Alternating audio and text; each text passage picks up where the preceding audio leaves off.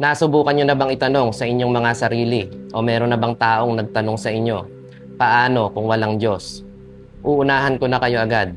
Hindi ko sinasabing walang Diyos. Ang sinasabi ko ay papaano kung wala. Kung naniniwala kayo na may Diyos, subukan nating itanong, papaano kung wala naman pala? At kung naniniwala naman kayo na walang Diyos, subukan din nating itanong, papaano kung meron pala? May posibilidad ba na wala? At may posibilidad ba na meron? At higit sa lahat, kung meron o wala man, papaano natin malalaman? Ipinagpapauna ko na rin na ako mismo ay naniniwalang may Diyos, o kung gagamit tayo ng mas general term, naniniwala ako na merong supreme being. Pero dahil ba naniniwala ako sa isang bagay, nagiging totoo na ba ito? O kung hindi naman ako naniniwala sa isang bagay, hindi ba pwede na maging totoo ito? Ito ang punto ng episode na ito. Hindi ko kayo hinihikayat na maniwala at lalong hindi ko kayo hinihikayat na huwag maniwala. Gusto ko lang mapag-usapan ang isang posibilidad. For a few minutes, gusto ko lang muna iset aside natin ang ating mga conclusion para mapag-usapan ng isang possibility. Alam ko rin na maaaring maging sensitive ang ganitong mga klase ng topic. At kung meron mang bahagi ang episode na ito na makaka-offend sa inyo o hindi kayo komportabling pag-usapan, I apologize in advance. Hindi ito pag-atake sa inyong paniniwala. Isa lamang itong thought experiment. Dahil minsan, masusubok natin ang tibay ng isang paniniwala kung may tapang tayong magtanong, paano kung kabaligtaran nito ang totoo? So let's continue.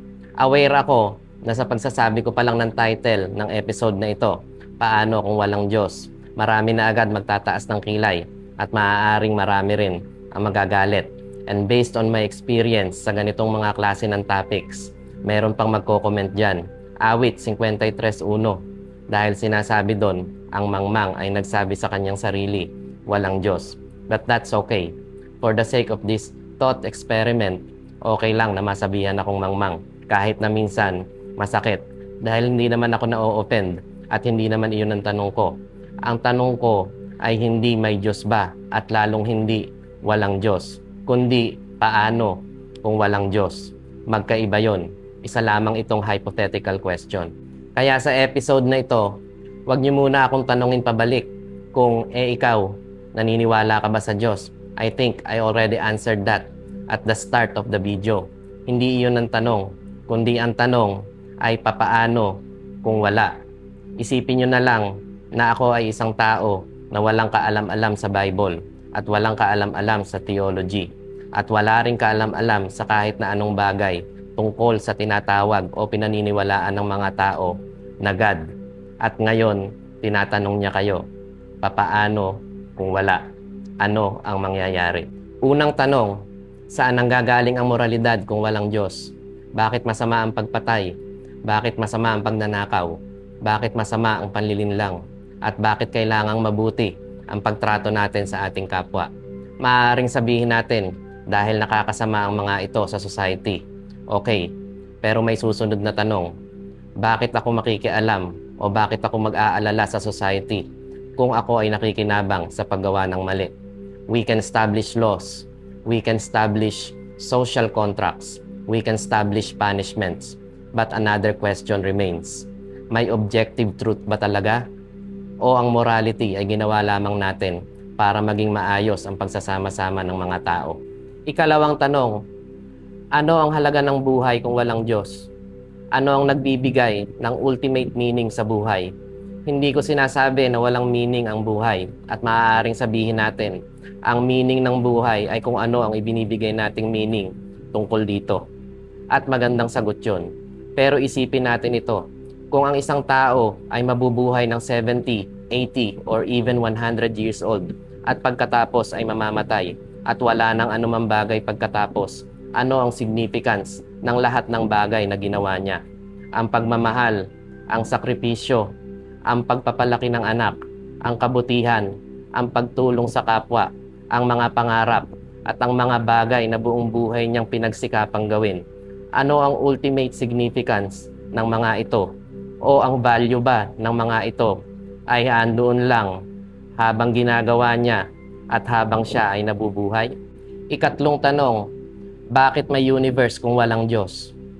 Bakit mayroong something rather than nothing? Bakit may universe? Bakit may laws of nature?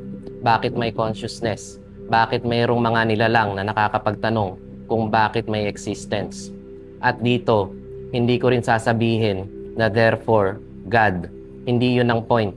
Ang point ay meron tayong tanong at maaaring maraming proposed answers. Pero meron ding mga tanong na maaaring hindi pa natin kayang sagutin ng buo.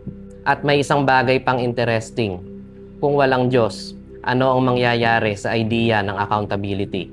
Isipin natin ang isang taong gumawa ng napakasamang bagay at pagkatapos ay nakatakas sa batas. Walang nakahuli, walang nakapagparusa, at namatay siya na hindi nakakaranas ng consequence ng ginawa niya. Kung walang Diyos at walang afterlife, yun na ba ang katapusan? Wala nang final justice? At kung ganun nga, pwede nating itanong, ang justice ba ay isang human construction lamang? O mas may malalim na dahilan kung bakit ang lahat ng human societies ay naghahanap ng justice? Pero baka may magsabi, kahit walang Diyos, pwede pa rin tayong maging mabuting tao. And I agree, posible talaga yon. At hindi ko naman sinasabi na dapat muna tayong maniwalang may Diyos bago maging isang mabuting tao. May mga taong hindi religious pero mabubuting mga tao. At may mga tao naman na religious pero gumagawa pa rin ng masama. That's beside the point. Hindi iyon ang punto natin. Ang tanong natin ay mas malalim. Kung walang Diyos, ano ang ultimate foundation ng goodness, morality, meaning, justice, and accountability?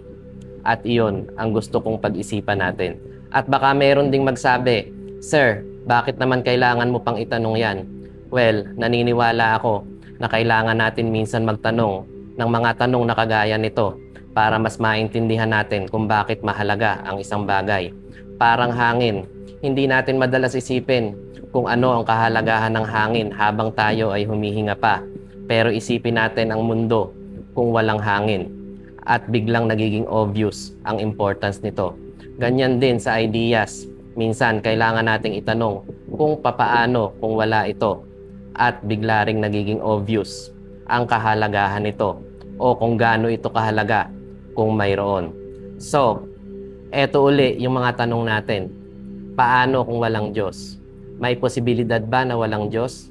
At may posibilidad din bang may Diyos? Siguro sa ilang minuto nating pag-uusap na ito, marami sa inyo ang mas lalo pang nakumbinsi sa kanilang paniniwala. At marami rin ang nagsisimula na ngayong magtanong. At marami rin ang magsasabi na hindi ko pa rin alam.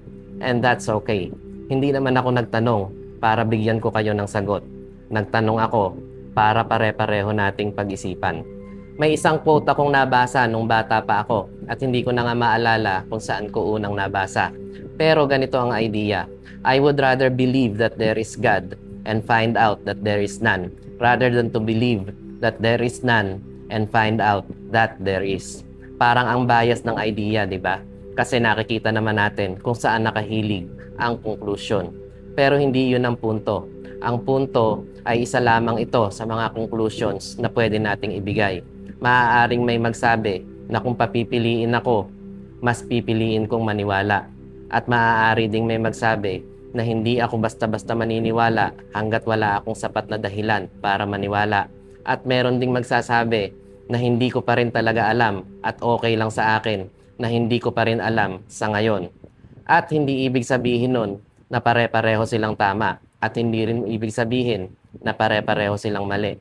Ang ibig lang sabihin nito at ang mahalaga ay ang nakikita natin na pwedeng magkaiba-iba ang konklusyon kahit na pareho lang ang tanong. At naisip ko, hindi lang ang mahirap na tanong ay may Diyos ba o wala, kundi mas mahirap yata yung tanong na kung hindi ako sigurado, sapat ba ang tapang ko para aminin na hindi ko pa alam. Kayo na ang mag-conclude. Paano kung meron? Paano kung wala? Ano ang conclusion mo?